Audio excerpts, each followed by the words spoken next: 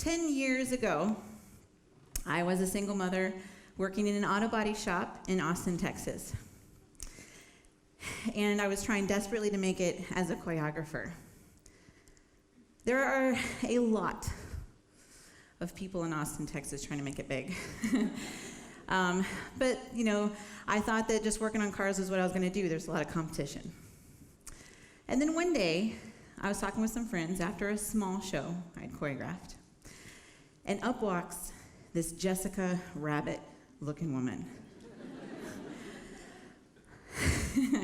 She was wearing a red sequins dress, had long, beautiful red hair, and walked like she owned the place. She walks up to me and says, "Did you choreograph that?" And then I answered, "Yeah."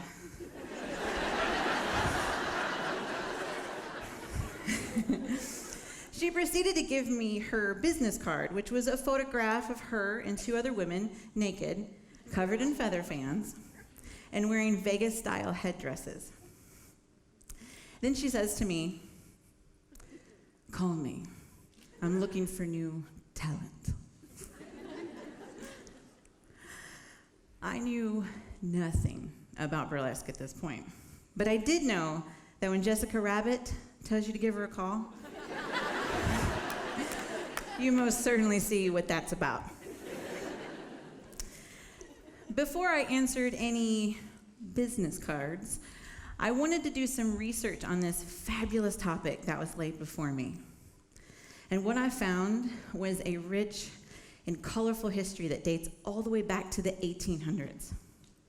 It is full of risque songs, suggestive dances, acrobats, and comedians. Some of the history I personally found very fascinating were things like the beginning of burlesque had no nudity at all. Movements we associate with burlesque, like shimmying or tassel twirling, these were inspired by a belly dancer by the name of Little Egypt, and she debuted these moves in 1893 at the World's Fair in Chicago. We get the word burlesque from the Minsky brothers when they called their variety shows burlesque shows. And my personal favorite, the Ziegfeld Follies. This is where we get the sparkle and the over-the-top costumes that are seen now today in Vegas. But something else that was really interesting to me was the Minsky brothers shows were considered the poor man's follies, charging about 75 cents a ticket, where the Ziegfeld Follies charged $4.40 a ticket. They both had nudity. One was considered a little scandalous, yes. Other was considered art.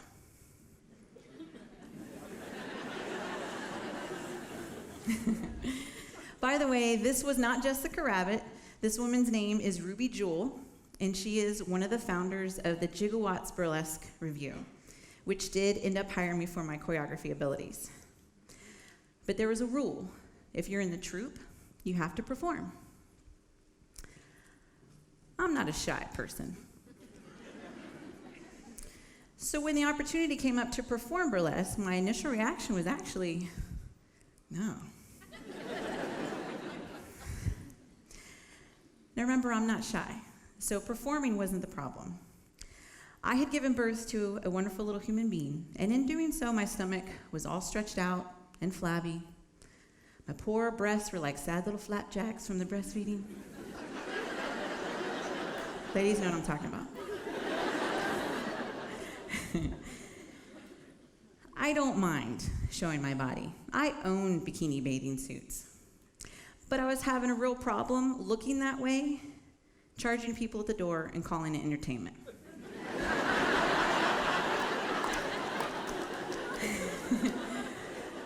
I mean, because when I looked to the entertainment industry, I didn't see anybody with a body like mine. I didn't know as much about entertainment as I thought I did. Classic burlesque and variety shows, they started to die out around the 70s due to people becoming desensitized by increased sex and nudity in their television and movies. Some would say we become so desensitized that we now long for an entertainment to make us use our minds. Something that I like to say is burlesque, making people use their imagination since the 1800s. It's a good line. My Jigglewatts sisters dug their heels into the ground, and they swore it didn't matter what I looked like. They asked me to have faith in their experience and their knowledge, and then they proceeded to teach me what did matter in burlesque. These women were so intoxicatingly confident, I had no choice but to listen to them. So I performed, sad flapjacks and all, and the audience loved it. I could hear applause even after I left the stage. This applause changed everything. They all could not have been blind. Impossible. But even more, they didn't know me. They didn't have to clap for me. They even paid to get in. So this really showed me the freedom that is in neo-burlesque. You really can be any size, any shape. A burlesque act can express anything from a heavy political statement to a slapstick joke.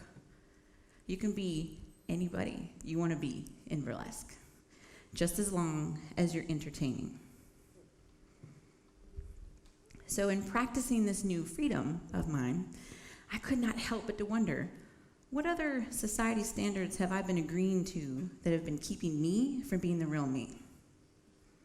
I do consider myself a dancer.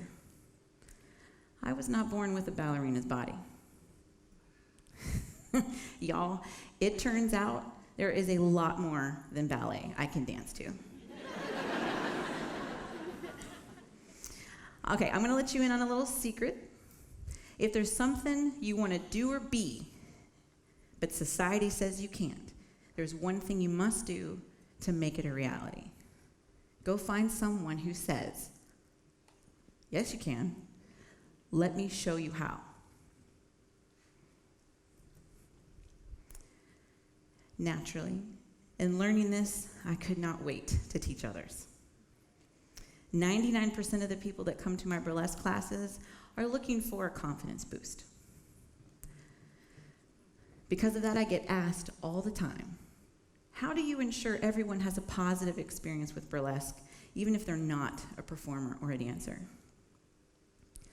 And to them I say, it has been proven to me time and time again that human beings cannot help but to appreciate others when they're being authentic.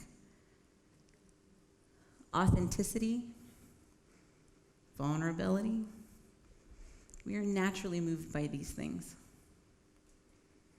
So then they ask me, okay, how do you get them to be brave enough on stage to be themselves and to be vulnerable? I trick them into it. When you have to pick your own music, come up with your own dance steps, and design your own costume, you cannot help but to put yourself into your work. This is not Broadway, where the music, the steps, and the costumes have been decided before you even think to audition. Burlesque has to come from you. At the end of the day, I am that person that says, yes, you can. Let me show you how. Would you like to be a garbage person in your next number? Awesome. You better be a sparkly garbage person. Would you like to inspire people to vote by wearing I voted stickers as pasties? Great.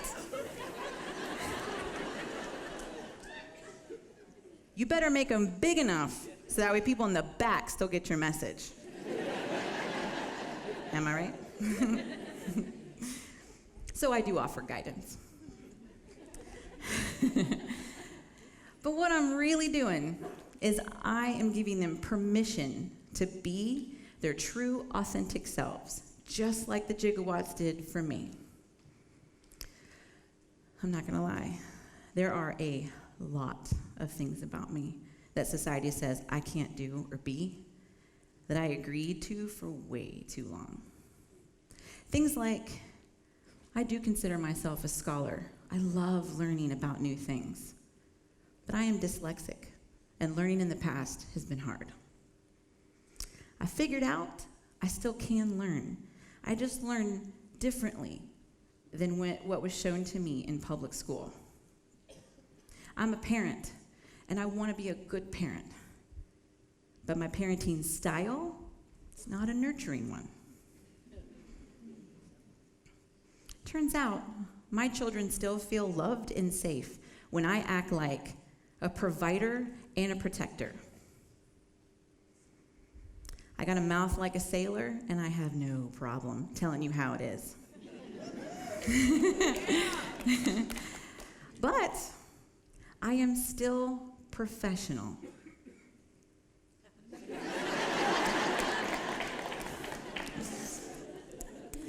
Burlesque was my avenue in learning this life-changing idea, but you can experience this with anything. Figure out that thing about yourself that society says you can't do or be. And then go find someone, anyone, who says, yes, you can. Let me show you how. And then embrace the vulnerability so that way you can start living your lives as your true, authentic selves.